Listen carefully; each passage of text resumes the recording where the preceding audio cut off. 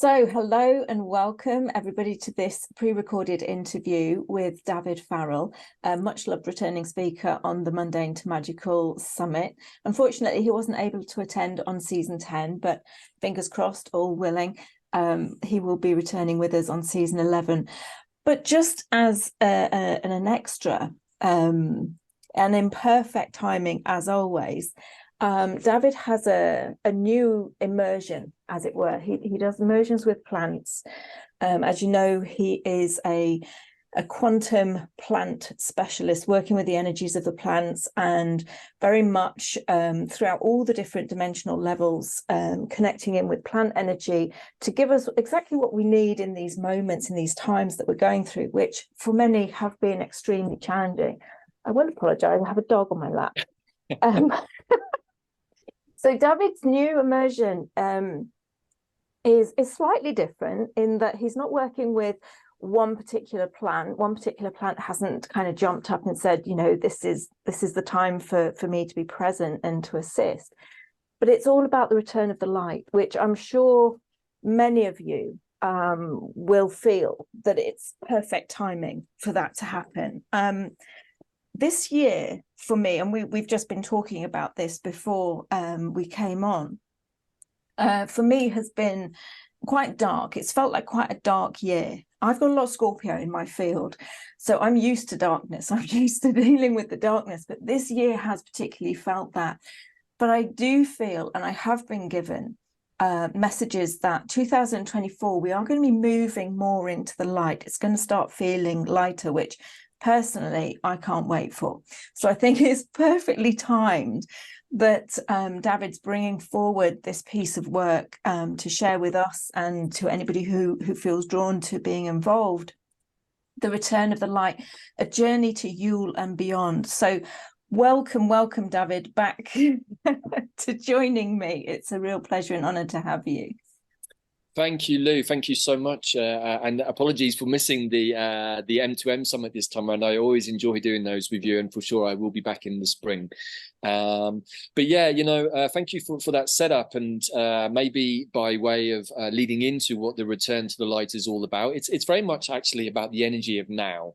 And you're right, Lou, most of the immersions that we've done on quantumplанthealing.com or QPH have been sort of focused on particular plants, dandelion or, you know, the Artemisia family or the elder tree or the yew or nettle and a few others here and there. But increasingly, as the second half of 2023 rolled on, the journey started to evolve into a different space, the quest of the quantum heart, the journey to the rainbow bridge, the return of the goddess, and now the return to the light. And the reason for that is that myself and Bella have been evolving and developing what we're doing with the immersions to work with plant medicines, because plants are the bridge for the health and well-being. They're the plants to bridge us to multidimensional consciousness. But also we include a lot the astrology of the moment, and increasingly we've been working with what are known as Mayan wave spells, or 13-day cycles of Mayan time magic, which actually create these perfect containers. And my partner Bella is very steeped in the Mayan magic. She's a Mayan dream weaver and is very good at holding those containers. And each day in a Mayan wave spell, as anyone who's done the immersions before will understand, has a different energy. And every 13 days it repeats.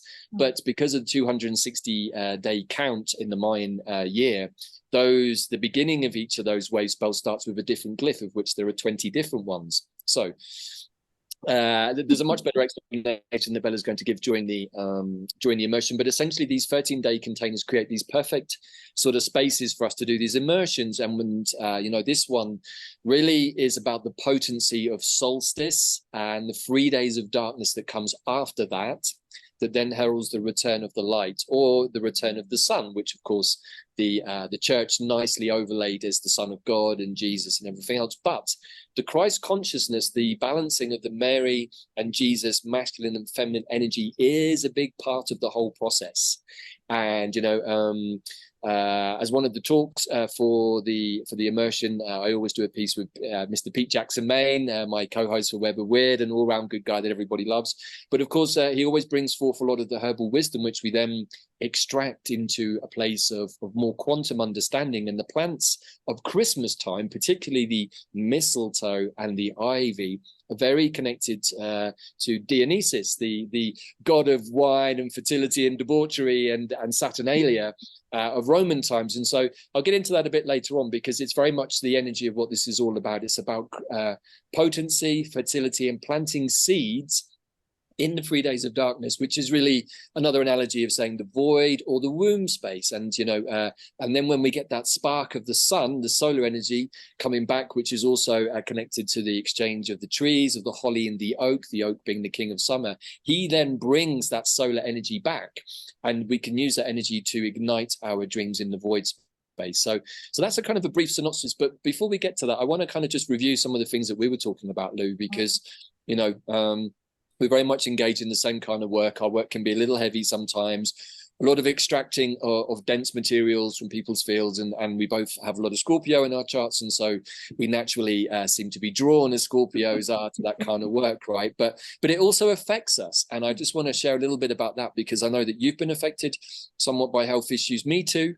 My health is generally good, but there's been lots of underlying things that just will not go away, and actually many of them have been with me for a long time. We also understand that with the effects of the offered medications of the last couple of years and the shedding effects, is that many of us are suffering the secondary effects of parasitic energies and heavy metal toxicity, graphene toxicity.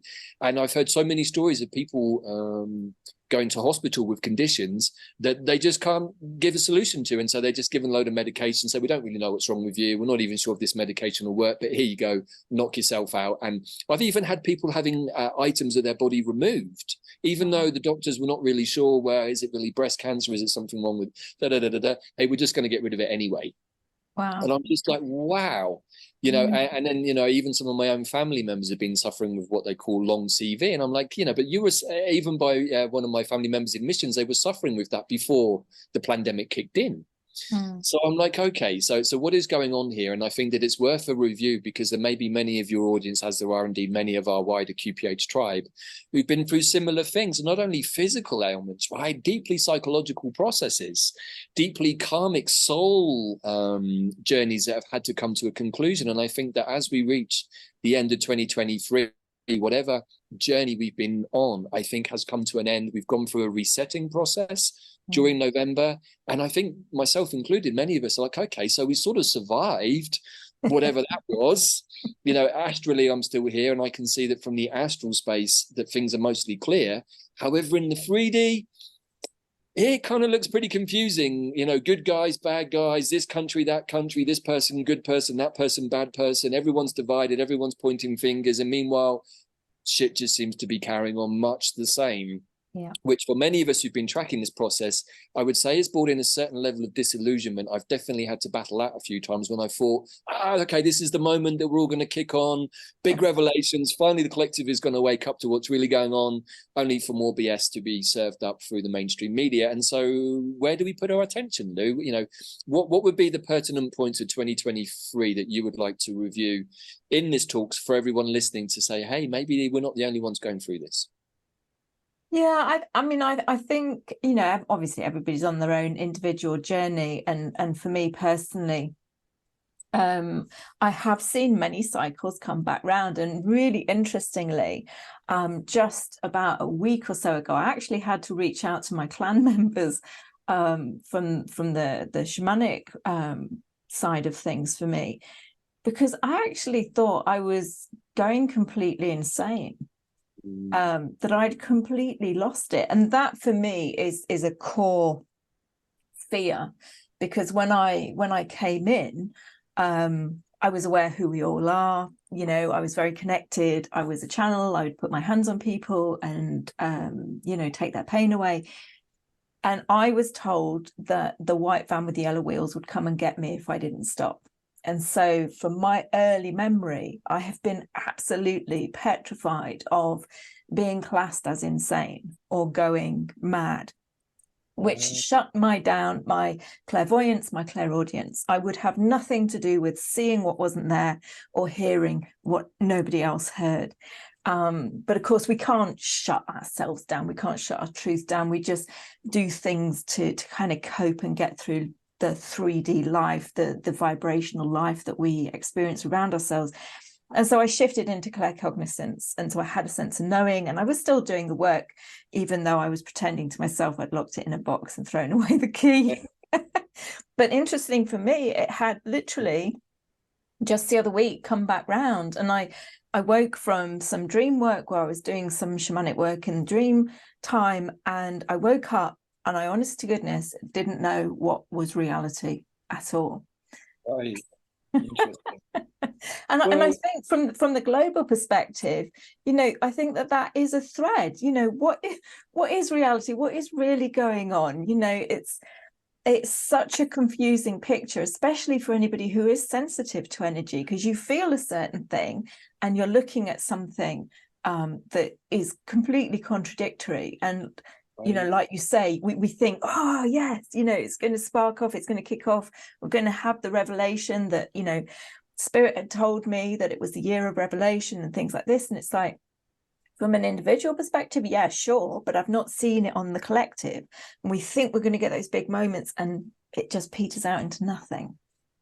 Right. Yeah. Thank you for sharing all of that, because I'm 100% in the same space as you. And having had the full moon eclipse on my birthday on the 28th of October, heralding what I anticipated as being a very potent, fiery, Mars-driven Scorpio season, I actually didn't experience that much at all. I found the energy to be quite muted, to be quite flat. It actually, in many times, felt quite repressed. And being so Scorpionic and being with a partner is also very Scorpionic. We both have Mars in Scorpio, and normally, even without the Scorpio season, that energy is pretty strong. I'm normally sort of turbocharged, and I wasn't feeling turbocharged at all. And I was like, is this because Saturn's moving into Pisces, and so it's sort of toning down the energy of Mars somewhat, which is not necessarily a bad thing, because Mars can be kind of a bit full on sometimes. But like you said, being a psychic and having those abilities to see into the future or to see what is not physical is very interesting sometimes, but it's a bit like a blessing and a curse, and sometimes it makes things difficult to understand. And I was sharing with Lou before we hit the record button about a recent sacred fungi journey I did, which was very insightful, but I'd not wanted to do one for a while because it takes you into the astral planes, and particularly into the lower astrals. And that's great if you need to clear your field, and it allowed me to see how much second-hand toxicity I had received in the last couple of months since I'd done a previous fungi journey. And to my horror, I saw that it was quite parasitic in nature. And this is somebody who does a lot of wormwood journeys. I work with wormwood all the time. I work with the Artemises all the time. And I pretty much take wormwood tincture on and off most of the time, just to keep those things in check. But I hadn't had any of that medicine or done any of those journeys for a couple of months. And what I saw in my field was all of the side effects of receiving that. And I was like, well, maybe this is what's keeping the energy repressed. We know that there are frequencies that can be projected through heavy metals that allow us to feel depressed or down or anxious, or even cause actual physical symptoms, maybe around the heart, around the lungs, around the throat.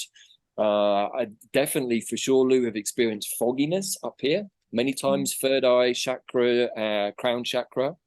I also discovered, to my horror, something attached into my soul star chakra that had been avoiding my awareness for a long time. And it was actually sat in the soul star chakra, a tiny little device that would turn on and off. And when it turned on, would completely cut my connection to the divine. Wow. And so a lot of the last couple of months, unlike normal, where that connection is open for me, particularly with my plants, it wasn't. I would take my medicine and nothing. No connection, no explanations. And then occasionally I would be able to push through and get some answers, normally on a full moon when the energy for seeing is better. And what I consistently have seen is that the majority of the work on the planet is done. In the astral planes, it actually looks relatively clear. Apart from a little bit of personal toxicity, I decided to douse. How much of the collective field has been cleared? 85%. is what my pendulum told me.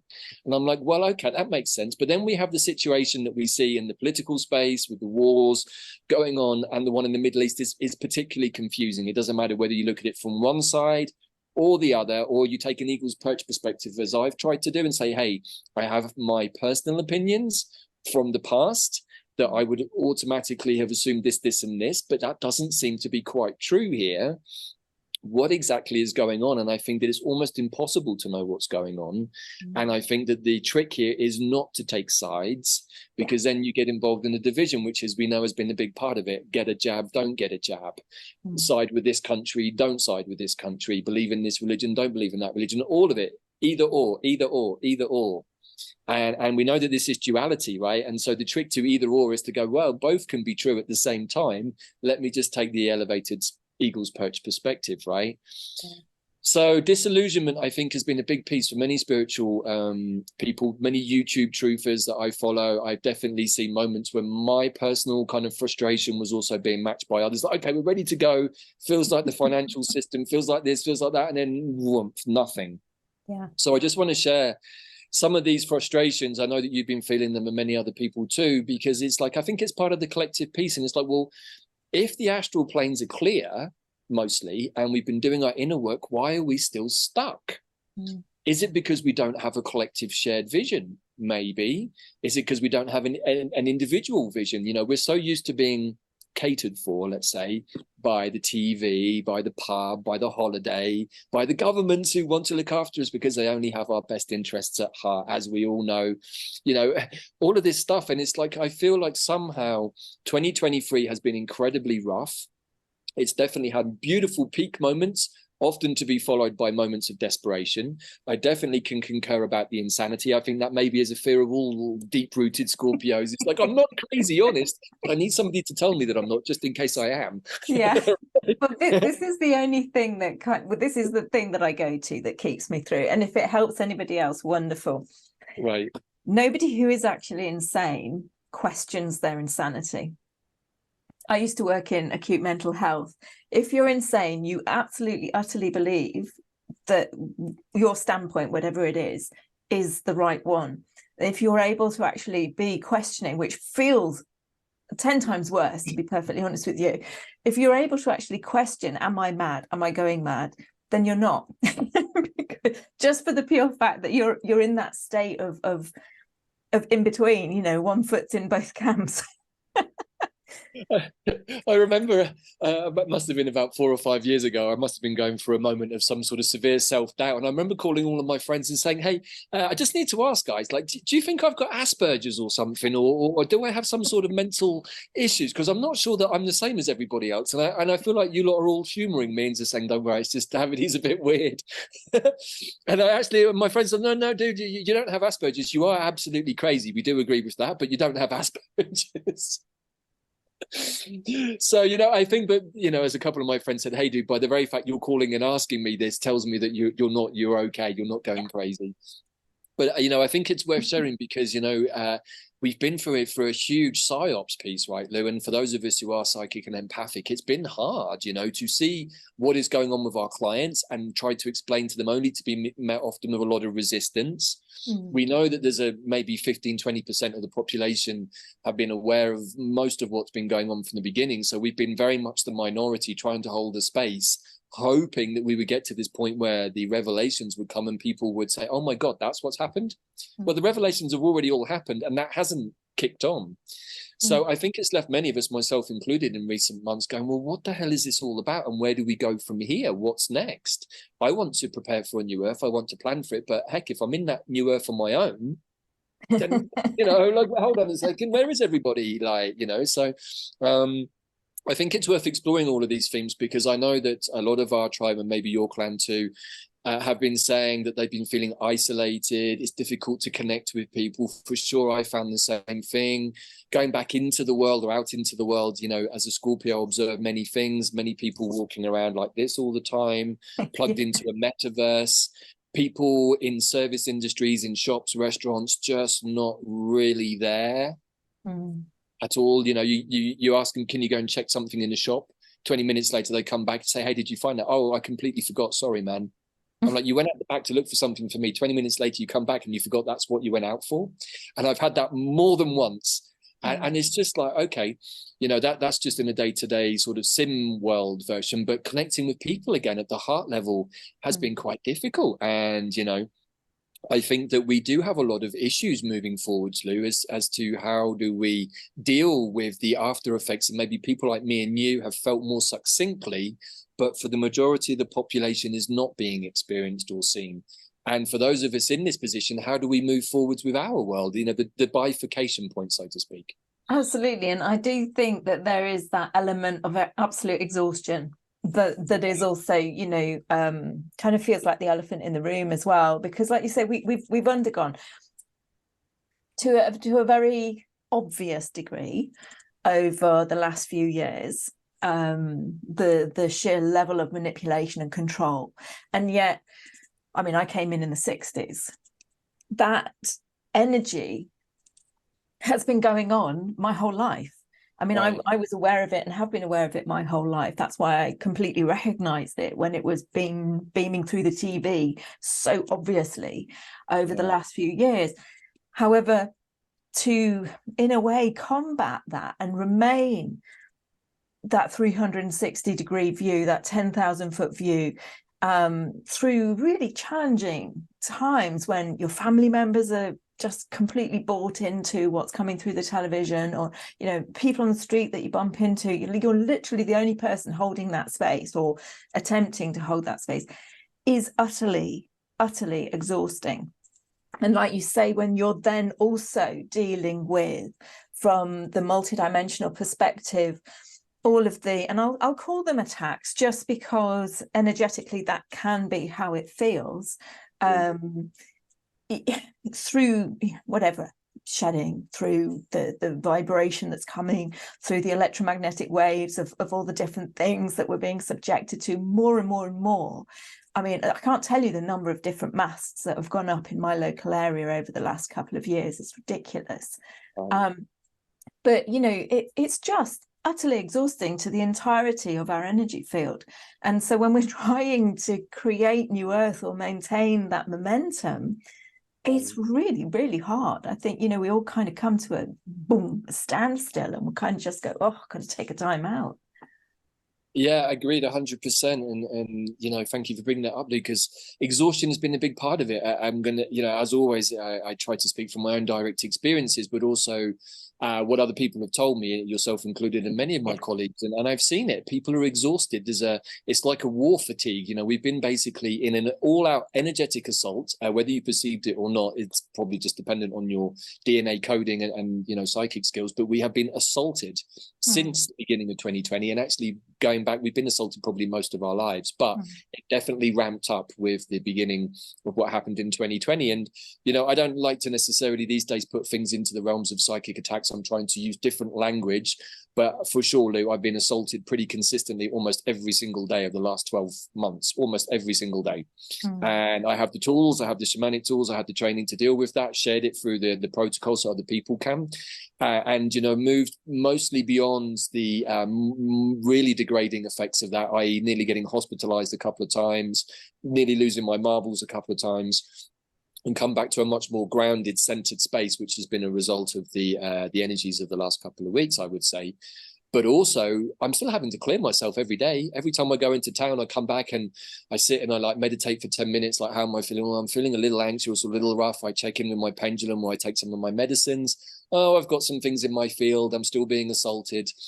So it's not like it's gone away, but for some reason it's not as intense as it was. And I think that's something that we're all very relieved about. But when we look around in the world around us, we can see that many people are still getting incredibly bent out of shape by the things that you've said, right? Whether it's things being dropped on us, things being projected at us. And, what I can say is that the effect of the 5G, the 5G, has been very, very strong. And, you said that you're often able to detect them before you see them. Me and Bella the same. We've driven all over central Mexico, all over the southern US, and we would often know about 20 seconds before coming past the mast, because we would start yawning or even burping sometimes, which tells me that I'm always releasing energy that's somehow coming into my field. And then oh my God, there must be, oh yeah, there it is. There's a tower over there. Yeah. What I can say is that stopped in the last 2 weeks. Oh, that's good. Now, I checked in with my crew and they said, yes, due to the global efforts of many people like us who put out protocols because we know how to undo the effects of 5G, that the network is going down. Hence why I checked on, how much of it's cleared. And I noticed that when I was driving around it, I was going past the big masts and they weren't having the same effect on me. Whether this is Starlink, whether it's Mr. Musk, who knows? This is where things are super confusing because on the one hand, I would totally concur. Lots of masks went up in Britain, came out of lockdown and saw all of the hills around me in Wales suddenly had masks on them, which didn't have masks before. Yeah. And, then we got all of the brainwashing that started, coupled with the Morgellons that we understand, the graphene spores that were in the face masks. We now understand that Morgellons is something that rewires the brain with these kind of part AI, part graphene beings, and they can receive signals that are being projected at us from, well, we're not sure what, but we know that they can come through the 5G frequencies. So, these are just a few of the threads, right, that we've talked about before and that some of our audience will know. But when you put all of this into a big pot or a big cauldron, let it bubble away for 2 or 3 years, I'm not surprised that some of us are tired or feeling a bit sick or a bit disillusioned because we have literally been spiritually, mentally, and physically assaulted, consciously, I think, by other forces in the world. But we have to remember that we signed up for it, right? Because this is duality. Yes. And we can sit here and bitch and moan and grumble and all the other things that Scorpios like to do. But at the end of it, say, hey, but you know what? I agreed to this. So the question is, why did I agree to put myself through this? So I think that we can look at it as a series of initiations, maybe. Absolutely. And what I will say is, and I've undergone many initiations on my scorpionic path, right. which we're likened to do. When you come out of them and you are in that position where you're able to look back, you do recognize the position of strength that you are now stood in, and whether that's an inner strength, whether that's just a deeper level of understanding or inner standing of who you are, what you're capable of, what you're capable of undertaking, what you're capable of withstanding. We came here for a reason. There are no mistakes. There are no coincidences. There are no mistakes.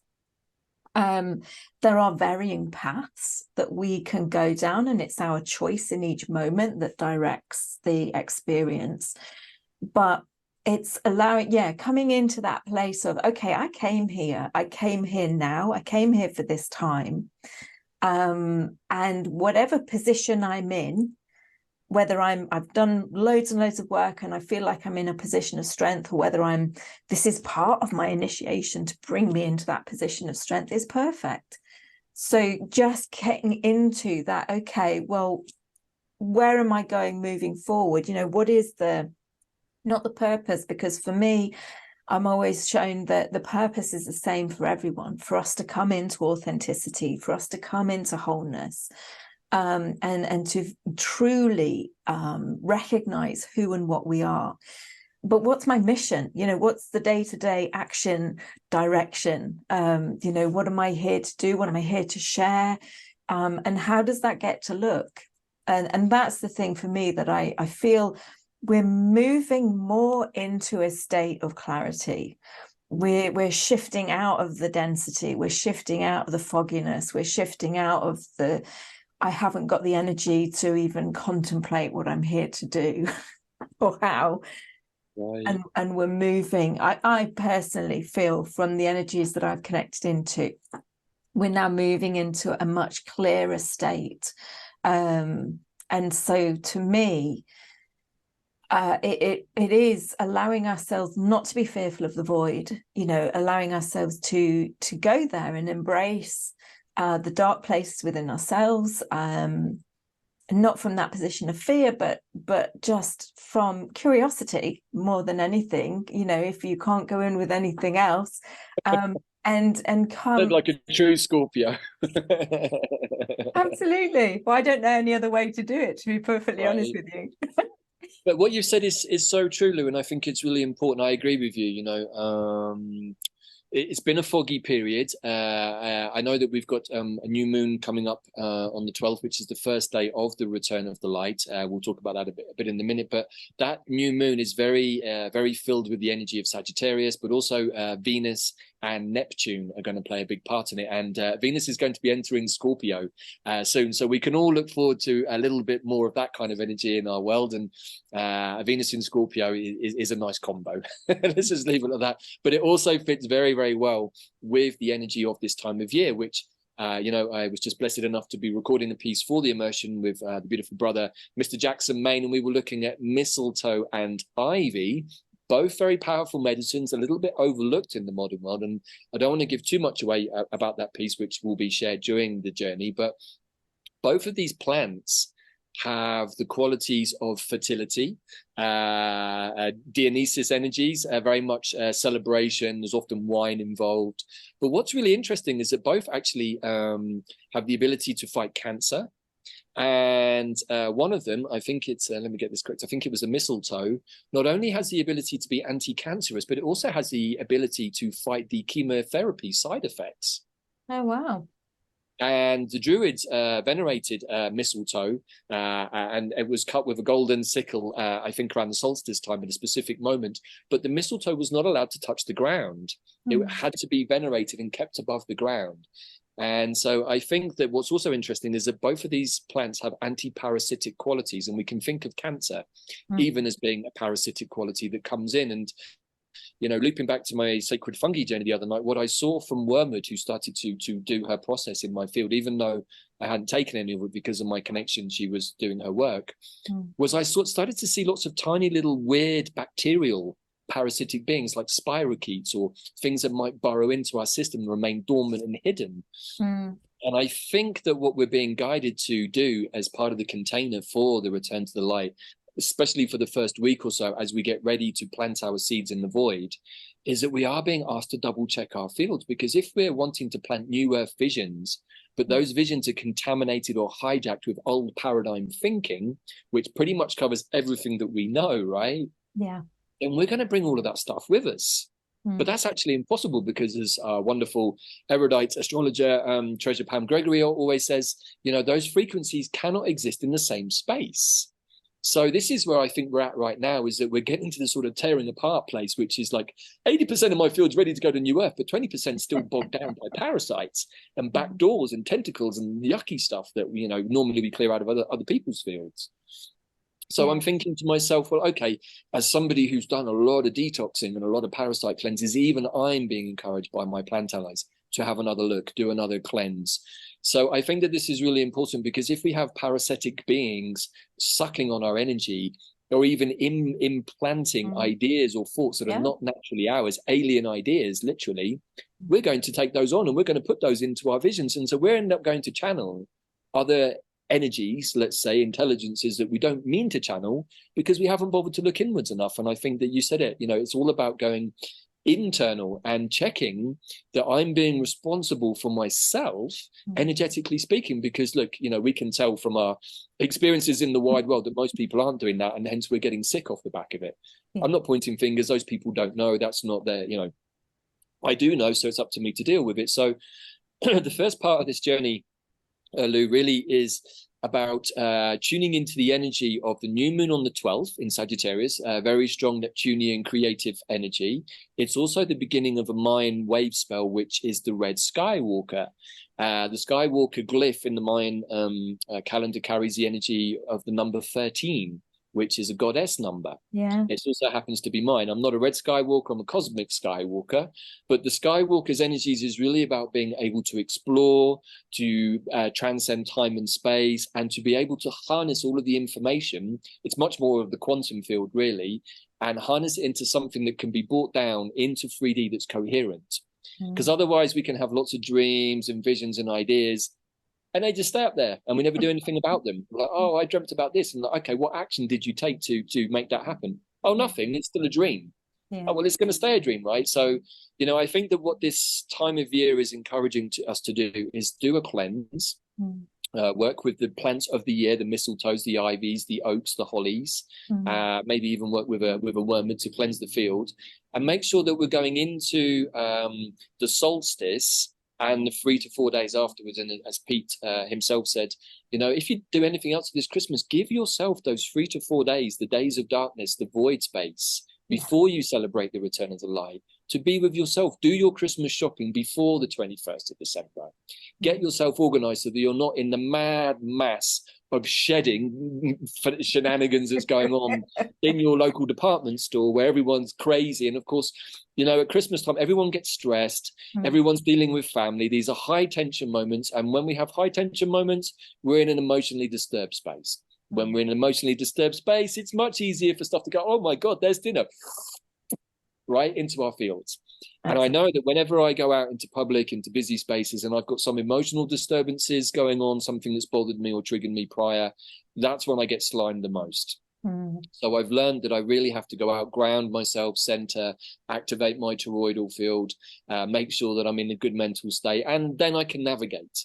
Now, it's not that everywhere is toxic, not that everybody is shedding, but as an overall rule of thumb, and I'm sure you can concur with this, it is that it's quite a toxic world. And New Earth is not meant to be toxic. So it tells me that we still have a lot of collective purging to happen. So by doing this ourselves, we're taking on saying, hey, I'm a responsible, awake, multidimensional human being who knows that my physical well-being is being affected by my spiritual, energetic, emotional well-being, right? Absolutely. I mean, you know, the basis of any person, any light worker's work is healer, heal thyself, and the responsibility is with ourselves. And it's then being that energetic role model that when somebody encounters our field, we're resonating at a completely different frequency, set of vibrations, that they go, okay. Now, they may not do anything with that, but it may just trigger them on their own path, their own journey, because ultimately, regardless of whether people are presenting as divine, we're all divine. We're all spiritual beings having a human experience. And so it is for us to take responsibilities where others currently can't, because they're just not awake to who they are. And that's where there's no judgment. I have absolutely zero judgment on how people are displaying or presenting themselves and experiencing life, because, you know, we are all spiritual toddlers until we start taking this path and we start coming into maturity. And that maturity comes, you know, hand in hand with that self-responsibility, so that we can be our authentic selves. And that means, from a multidimensional perspective, we can be the full bandwidth of our vibrational frequential spectrum, rather than just playing in the lower fragment that from an empathic perspective you quite often feel when you go out into the world. So yeah, I mean, one of the things that's coming up is, you know, we quite often, anybody who owns an animal takes their animal to get wormed numerous times a year, and yet we don't consider the need for ourselves to do a similar detox. You know, it's second nature with animals. We in effect treat animals better than we're treating ourselves. Food for thought, right? I mean, you know, and as we both know that whatever manifests in the body, whether it's parasites, worms, even cancer, all of these things, it doesn't start off that way. It starts off as a frequency of energy that somehow doesn't get addressed in the right moment, and then by the 3D manifestation process comes into the body to make us aware. It's like, hey, I tried to make you aware in the energetic space. You didn't want to know. You weren't able to. Now I'm in the body, and you need to take note of what's going on. And of course, you know, what I've come to realize is, and you probably understand this too, is that we've been set up really from the moment we're born and impregnated with lots of programs, circuit breakers, devices, implants, mostly of a 4D extraterrestrial nature. And then what happens is that we have beings come into our field, maybe from family members as a kid, and that triggers something that creates a trauma. Then we have a program put in that keeps the trauma in the place.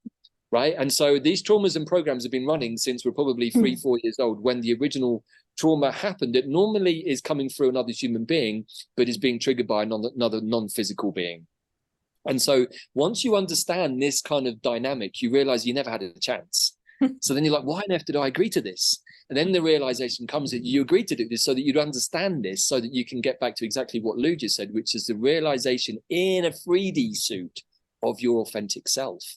Because, for years I thought that this was it. This is it. This is Davyd. This is everything that Davyd has to offer, and whatever weird shit's going on inside of his head. I now realize the weird shit going on inside of my head is about 99% of who Davyd really is, right?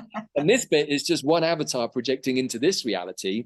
Meanwhile, there's probably, I don't know how many other versions of me my higher self has created, but there's quite a few operating on simultaneous timelines that look a bit like the past, but are actually all happening concurrently, because they are directly affecting me in this timeline, which is occasionally where the insanity and the madness kicks in. Because you're like, oh my God, like what the hell is going on for me now? I thought I was feeling okay, and now I'm really not feeling okay at all, and I have no idea why that's just happened. Right?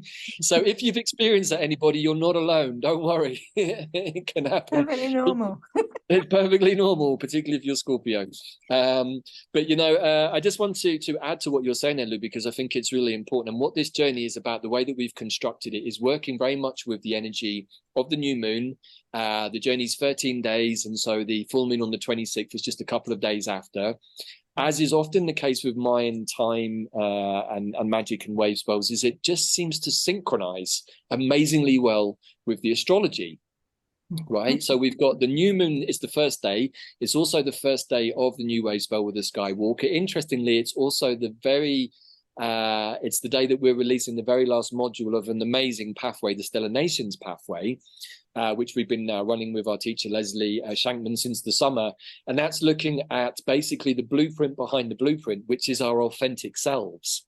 So we can use our natal birth chart, and we can plot out basically fixed star constellations according to these 13 different Stellar Nations families that include angels, dragons, great felines, male and female serpents, Christ consciousness. And so what the Stellar Nations families kind of have archetypal names, but they do actually relate to fixed stars and constellations. But what's really interesting is now coming to the final part of this, which is the 15th Stellar Nation, which is the culmination of all of the DNA codes. Basically, what we've been looking at is our DNA from our cosmic ancestors, including our ancestors who are the cosmic humans. So here's a really interesting piece. We long have this wound that we got switched off and that we got discombobulated. Our DNA got turned off. Turns out that that's not the full story. Now, I don't want to give too much away, but the full story is that as humans, we were created by the divine Great Spirit as the perfect amalgamation of all of the codes of the other beings, the angels, the dragons, the Pegasus, the unicorns, the serpents. But at some point, the cosmic human decided it didn't want the rest of those codes in it, and so it rejected the codes. So then the serpents come along. The serpents, the male and the female, are a lot to do with Tantra magic, but they're really the representations of the Anunnaki, the Nibiruns, the serpent beings, Enki and Enlil. So what comes along? Enki and his wife, the geneticist. It's okay, you don't want us to be involved in your codes, we're going to cut you out. And they cut us. So we actually got what we asked for. And so then we have to go through the veil of forgetfulness, and we switched off the other 10 codes of ourselves that are connected to our ancestors because we didn't want them. And we're now remembering that they're actually a fundamental part of us, and we're calling them back in.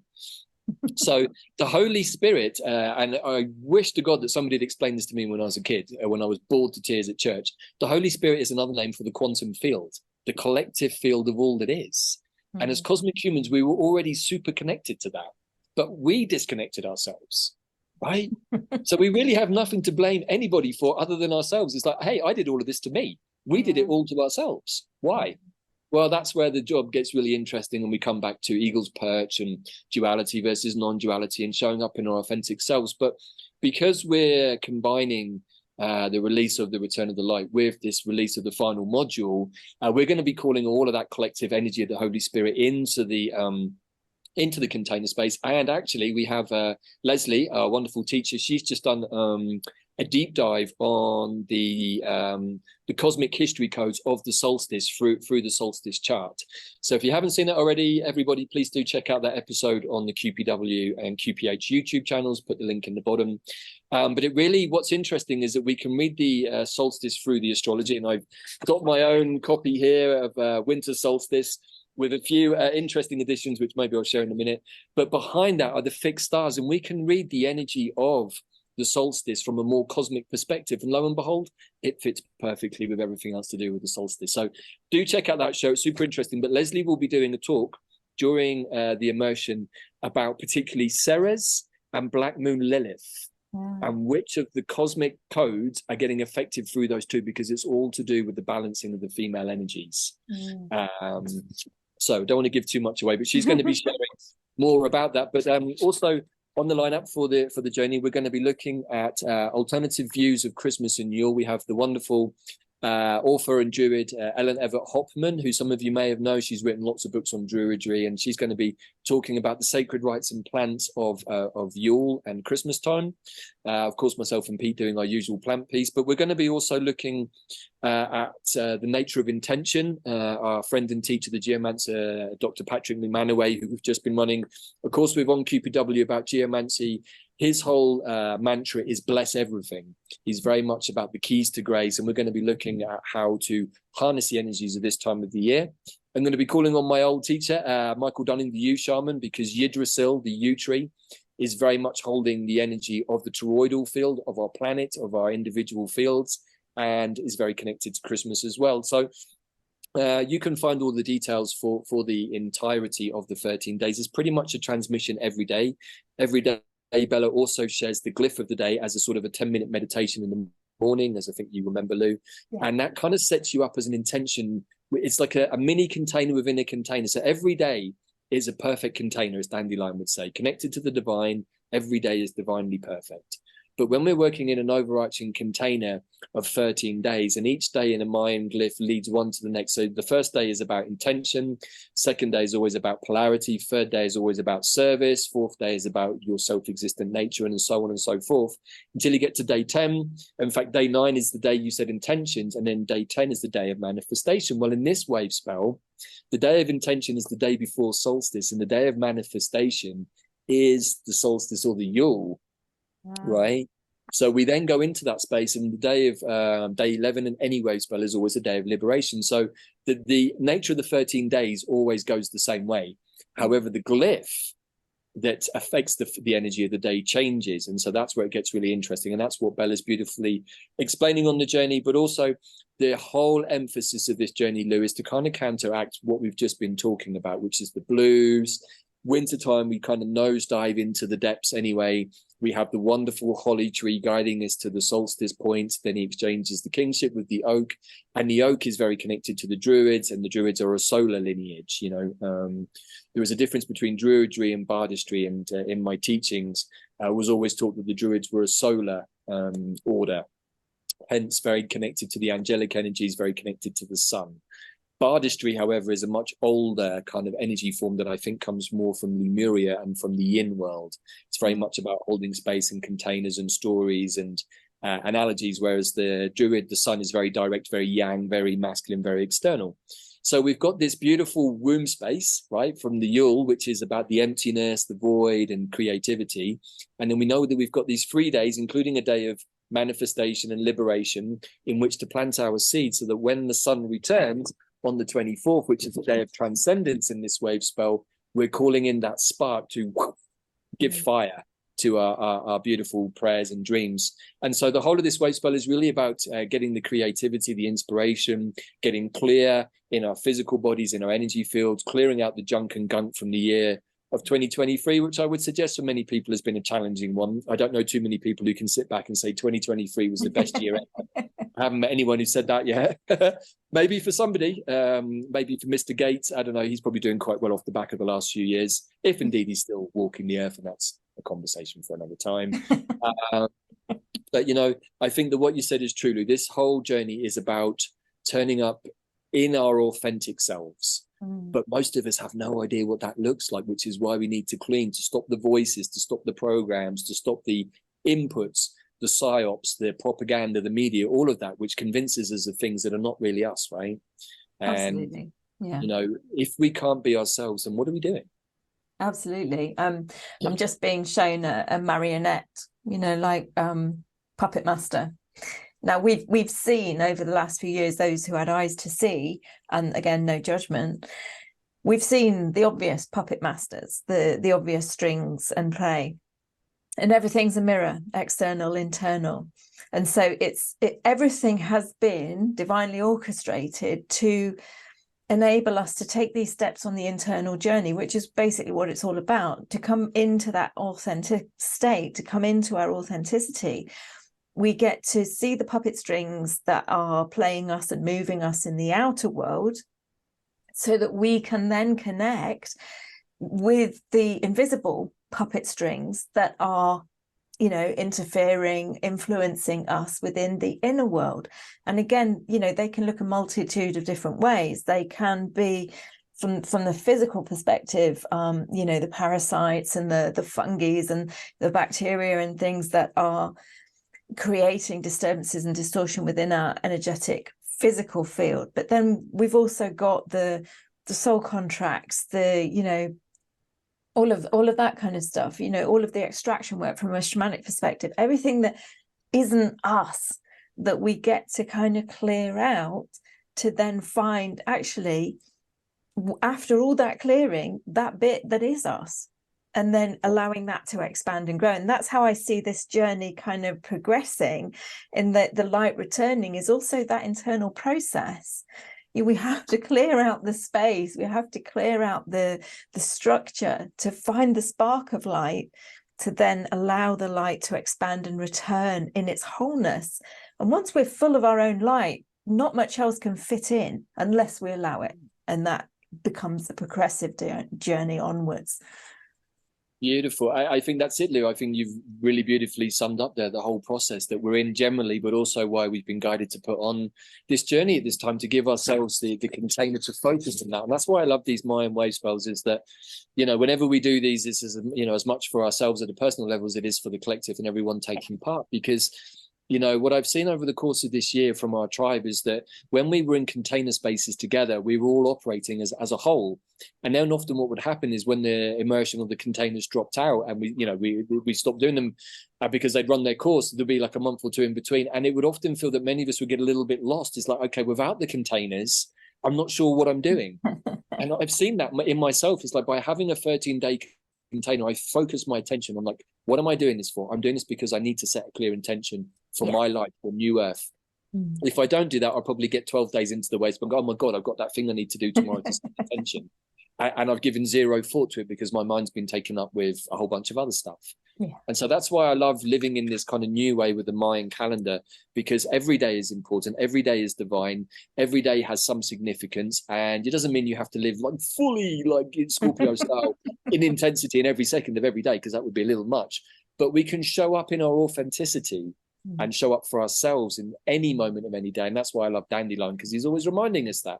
Just keep showing up for yourself, dude. It's always perfect. And the more you show up and the more awareness you have, the more you will see how perfect and magical and divine it actually is. But you need to step away from your own bullshit about yourself and what you think about the BS of the rest of the world, and look at it all objectively. And you'll see that there is always light working through any situation. The light is always working through the dark. Sometimes it doesn't need to. But as my angelic brethren say, hey, you know, we don't always like the work that the dark does, but sometimes it does our dirty work for us. And I'm like, that's true, right? The light is the only thing that casts a shadow. So light and dark, yin and yang, I think the more that we always come back to that place of understanding that light and dark are just two bedfellows. We're not saying that dark equates evil, because no, it's out of the darkness that life is born. It's out of the womb space that life comes forth, and light comes out of the darkness, right, Lou? Oh, absolutely. And darkness is the primary spirit. You know, I mean, you know, creation comes from darkness. And, you know, I mean, they're saying like that they're saying the first word was let there be light. Well, if you have to say let there be light, there had to be darkness first. Right. So we shouldn't fear the dark. And, you know, I think that as an overriding motif, I just want to share an idea, which is divine will versus free will. Okay. And as a rudimentary layperson's explanation of that, divine will is basically what our higher self has agreed to do contractually with Great Spirit. That is what we are DNA coded with. Could be an angelic mission, could be a Pegasus messenger mission, could be a unicorn creativity mission, you know, could be an arthropod technology mission, whatever, or it could be a variation of all of those. That's what makes each and every one of us unique. Divine will versus free will. So free will, on the other hand, is what Lucifer rebelled about at God's suggestion, by the way, in the heavens, in the angelic realms. And so he fell and he brought a bunch of us with us. Some of us have been working through that fall until very recently. But the difference is divine will is what we set ourselves up to do, and free will is what we came into this space to allow us not to do divine will. But we can use free will to decide that we want to stick to our divine will purposes. Yes. Right? So I just want to bring that in as an overarching idea that we always have divine will because it's what we geared ourselves up with, but we always have the possibility to veer away from that, which is pretty much what we've been doing for about the last 3,000 years, with lots of encouragement, one has to say, from certain inverted forces in the world.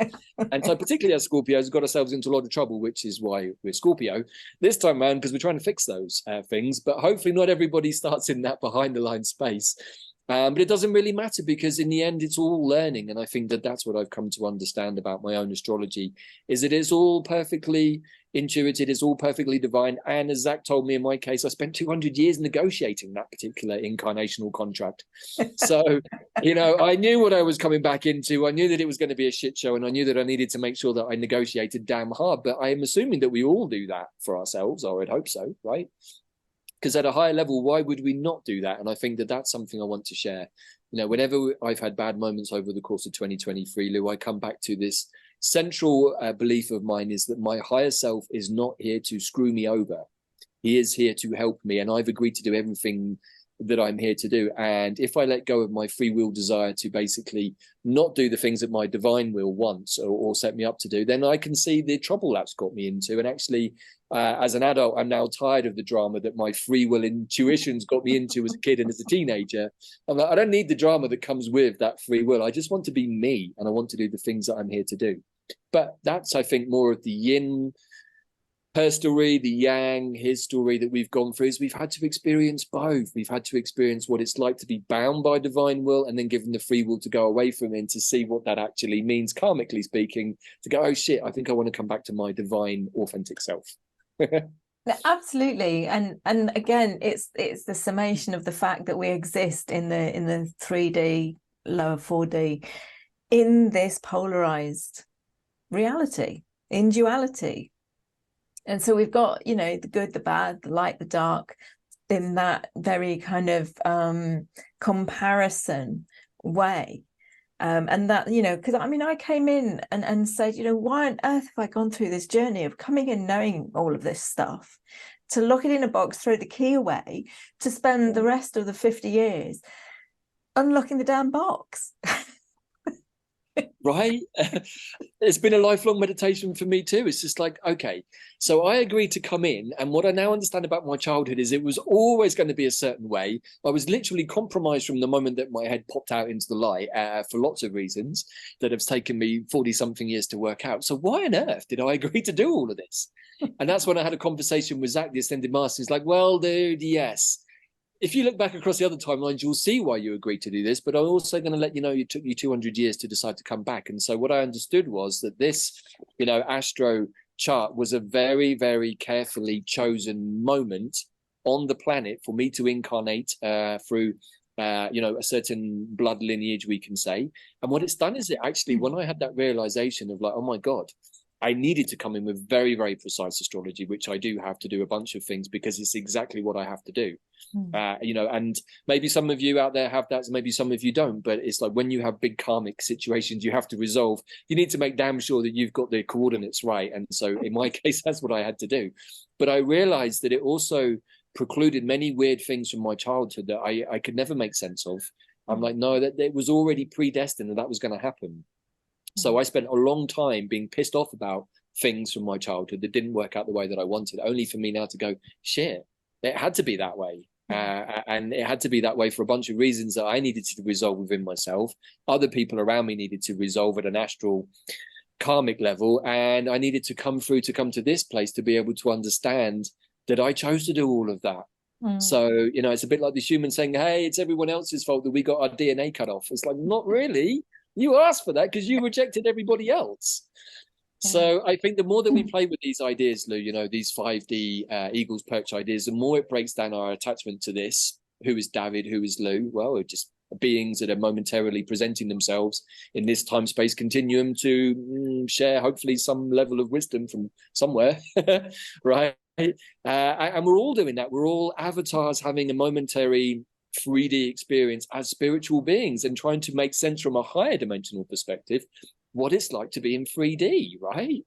You know, I mean, many times over the last 3 years, I've sat under my favorite trees and I've gone upstairs and I've bitched at the boss man, Archangel Michael, and said, hey, man, I'm sorry, but I don't think this is working out for me, this deal. I don't think I like being in service. I don't think I really want to be here. And why the hell is this all going on? And, you know, I've been told many times, it's like, dude, you need to have a multidimensional experience in the 3D suit. Because particularly as angelic beings, the angels don't really understand duality. That's something I've come to understand from my codes is that they literally do not understand duality. And to fall into duality for anyone who's got angelic codes, which is a lot of people on the planet, we all carry that somehow, but maybe some of us more than others, is to understand this whole perspective, right? And to keep breaking down our sense of self and never get too attached to me, I, Davyd, I'm this, I'm that, I'm da-da-da-da-da. But in the 3D reality, it's useful to call yourself a healer, a shamanic practitioner, a shaman, an astrologer. And yet the more that we do that, the more that we become attached to those identities and the less we're actually being ourselves, which can be all of those things all at once. Absolutely. Right? Yeah. And again, you know, your language changes. I now have on mine, I'm a conduit for energy healing because it's not me.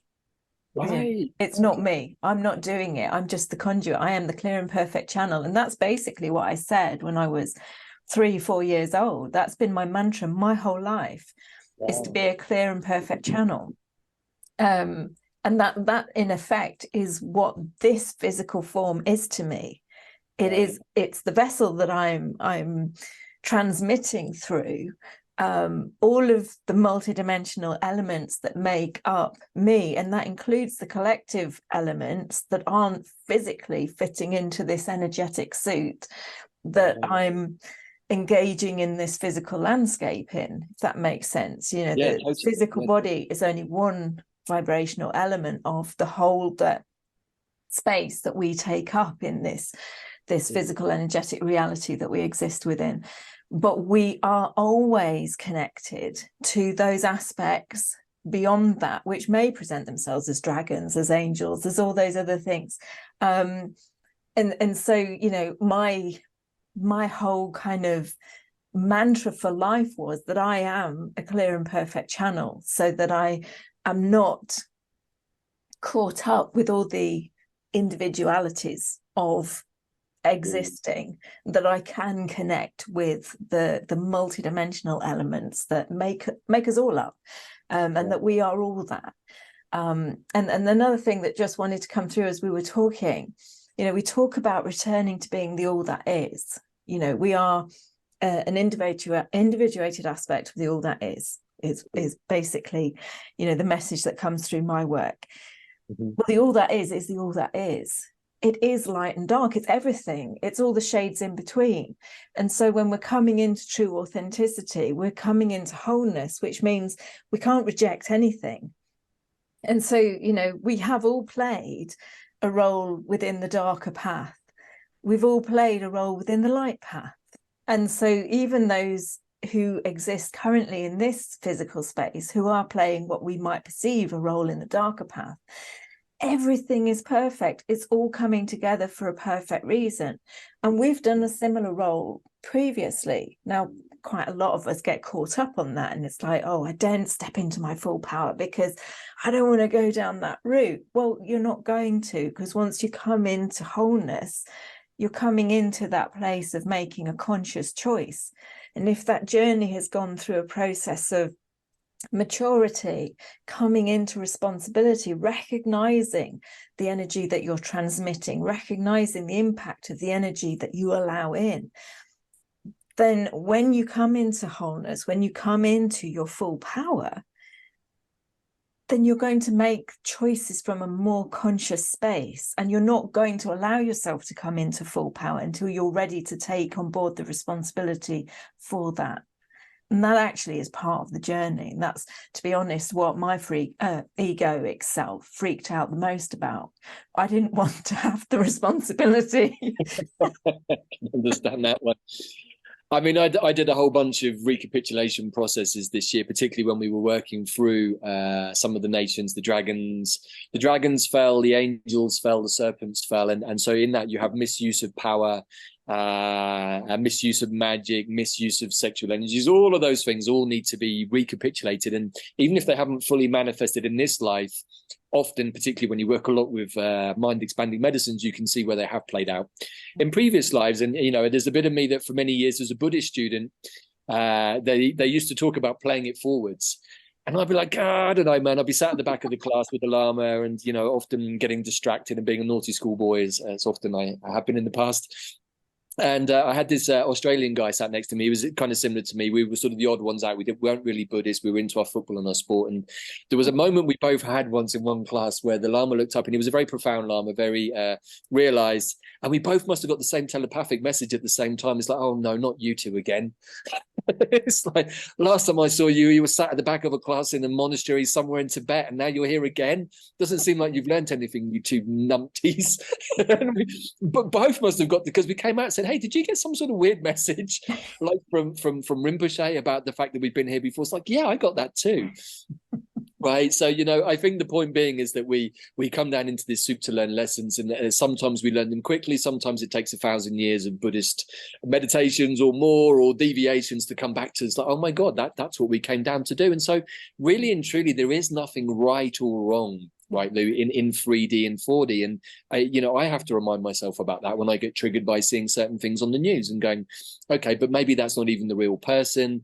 How much of this is true? We've got very strong Neptunian energy coming up with this new moon that starts this wave spell. And so the energy of illusion and trying to, when you're trying to look at something underwater, you can never see it with total clarity because of the slight movement.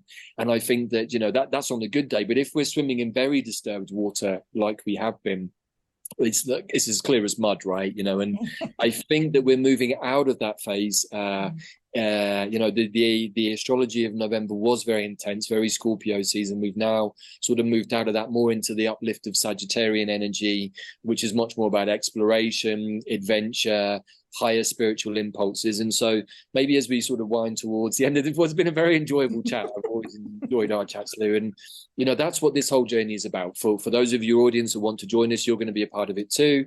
We're going to be holding space. It's going to be very uplifting, lots of creativity, decoding the real energies, as I think we've already somewhat done today, of what Yule and Christmas is about, the conjoining of the Mary and Jesus energies, the masculine, the feminine, in that potent point of fertility and the womb space, so that when the light returns, we've got that spark. And then we've got another beautiful conjoining of the solar energy with the full moon energy on Boxing Day, or the 26th. So we've got the lunar and the solar, the masculine, the feminine, the internal, the external, the yin and the yang, all coming to a place of balance. And I would like to invite each and every one of your audience and anyone who's watching this to join us, to get clear, so that we can all hold a collective space with individual intentions, but a collective one, which is like we call the light now, because many of us have had enough of what's gone on before. We want to move on. We want everyone to come with us. We don't want to leave anybody behind, but we need people to step up and be their authentic selves, be in their light, be in their spiritual responsibility to themselves. I don't expect anyone to take spiritual responsibility for me. I definitely needed help once or twice from other people like yourself and other healers and so on. But in the end, it comes back to the understanding that the only person who can heal me is me.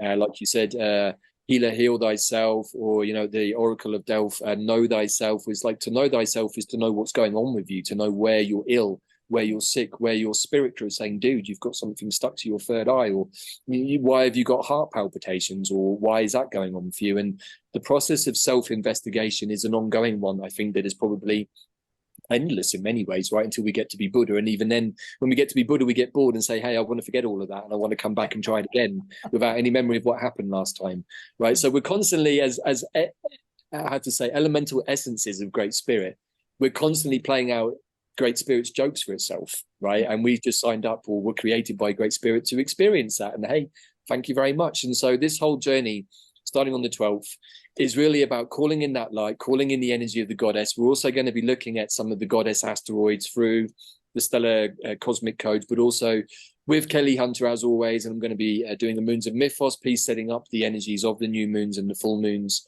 beforehand. Also got a wonderful piece coming up with Pam Gregory on the 8th of December, looking at the astrology of the equinox. So really wanting to put in as much of the container energy for everybody to understand how we can work with astrology, cosmology, mind magic, plant medicine, and our higher self blueprint to create the world that each and every one of us came in divinely planned to receive, right? Absolutely. And And that's I'm it. really excited because it's my birthday. You're starting it on my birthday. Booyaka, Shah. I had forgotten that. So that's even more amazing. The 12th of December is Lou Matson's birthday, everybody. So, wow, what a beautiful day to start there. That's amazing. I'm super happy to hear that. And as by way of a defaulted birthday present to Lou, we have set up a special discount code for all of you wonderful people out there who are watching this video and are part of Lou's wider community. If you use the discount code M2M capitals 20, you will get a 20% discount at the checkout off the price of the immersion. So we will put that in the codes too. So yeah. Excellent. I'm really excited. And as I say, these things always come perfectly timed. And I think it's an opportunity for us to check in, for us to connect in with ourselves and to see where this journey takes you, because it's going to be, although the content is the same for everybody, remember, when we're on our individual journeys, it is an individual journey. So you're going to get exactly what you need from it in that moment. And so, allowing yourself to take this time to immerse yourself in yourself, where you're at, what process you need to go through to call in the return of the light, however that gets to look for you. Perfectly timed. And I'm super excited, like I say, beginning on my birthday. Hey, wow, that's amazing. And, unlike some of the other emotions, maybe that have been quite heavy on the clearing and the healing and, trauma side, this one is not so much about that. Yes, we need to be clean, but only so that we can be clear. I feel like 2023 has been a lot of heavy duty clearing work, Lou, for many of us, and not just at the individual level, but also the collective, which is why we're feeling kind of drained and fatigued. But I love what you said. This is it. This is our chance to show up for ourselves, ask ourselves, what is it that we really want? I want to have an enjoyable Christmas. I don't want to get caught up in the propaganda and the layering and the blah, blah, blah of the church, but I want to celebrate this time of year. There's a reason why our pagan ancestors celebrated it. They understood the energetics of it, and that's what this is. It's an invitation to step into the real magic of this time of year, to work with the energy which I feel Christmas largely distracts us from, so that we don't set new intentions for ourselves. We just receive whatever the collective ones being given to us are. And I think that this is what it's all about. It's becoming the hollow bone that Lou talks about in relation to herself, and which I would say is true.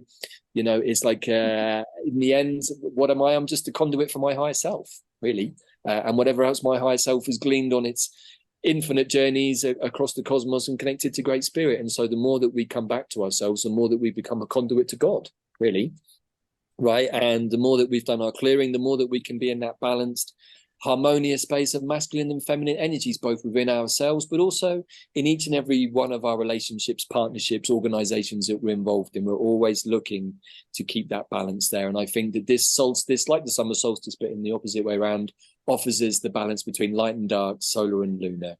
So I want to thank you, Lou, for this wonderful chat. I really enjoyed it, as always. I know this is a one-off and we're recording it ahead of time, but hopefully your audience will find it interesting. And even if you don't join us for the immersion, still inviting you all, everybody, to use this time to do exactly the same process, because the more of us that collectively pray for a new earth that looks and feels in da-da-da-da-da way, the more likely we are to all get it. And, by taking some simple action and maybe going to a significant tree, making an offering, all you're doing is anchoring that into 3D. And it doesn't have to be a huge hours and hours long ceremony. I found that when you're in a place of clarity, intention is everything. And Absolutely. you can just mark it with a simple action of offering some beautiful gifts to Mother Earth and to all of the beings that work with us. So yeah, Thank you, Lou. And again, remembering that in itself, ritual and ceremony are an individual thing. And so it's not what somebody else is doing. It's not what, someone else says you should be doing. There are no shoulds, have to, needs to. It's what feels right for me. Exactly. And it can be the most simplest thing. But yeah, like you say, thank you so much for the discount offer. That's a really beautiful gift to our community, our audience. But even if you don't feel at this time that you can commit to that, just take this time. You know that this time, this container is being held in a space, all time is now. So just engage in it in however feels right for you, because in all honesty, that's what's important, that we step up and we do the work, however that gets to look for us, because it is an internal journey, but the impact is collective. Right, and as a final thought, I just want to add something. You know, the plant that has stepped forwards as the totem for this journey, Lou, is the plant mullein, which has the beautiful second year rod, the vertical rod of its yellow flowers, and is very connected to the sword of Excalibur and Archangel Michael's sword of light. So it's a kind of the sword of light that can pierce the darkness and help give the fire energy to the dreams. And, you know, one of our tribe members had a beautiful journey that he shared. And he said that he, in his vision on this, I think it was a fungi journey also, he saw the Excalibur sword in the rock. And he tried to pull it and it wouldn't come out. And he understood that actually to pull Excalibur out of the rock is to be in your true authentic self, making a prayer or an intention that is absolutely in alignment with your destiny. And if it's not, the sword won't come out. Wow. And he said that what was interesting was that he made that prayer on the journey, but the sword wouldn't come. And then he was forced to look back into the prayer and saw that there were some incoherencies in it that his crew were pointing out to him. So he then recalibrated what that particular intention was, and then had another attempt and it came out. Wow. So I'd never understood the story of Excalibur about the intention of purity or pure intentions. And now I'm really understanding why mullein stepped forwards. And, you know, we are going to be working with different plants on this immersion, but as the overall totemic emblem that we are using, it's the flaming sword of light that we can hold above, which is also symbolic of our connection from crown and soul star to the divine.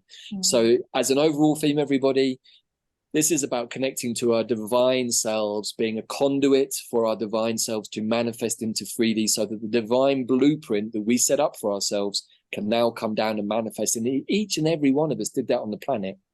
Wow, I have no idea how beautiful things would be, but I'm pretty sure they're going to be pretty amazing, right? So final thought for the day, Lou, thank you so much for this opportunity to talk to you, and looking forward to sharing your birthday space on the immersion. Me too. Thank you so much, Davyd. Again, always absolute pleasure and honor to have you on the show. So thank you from my heart to yours, and I look forward to joining you again on the immersion on the 12th, and joining however many people are drawn to connect in from my community, but also from yours as well.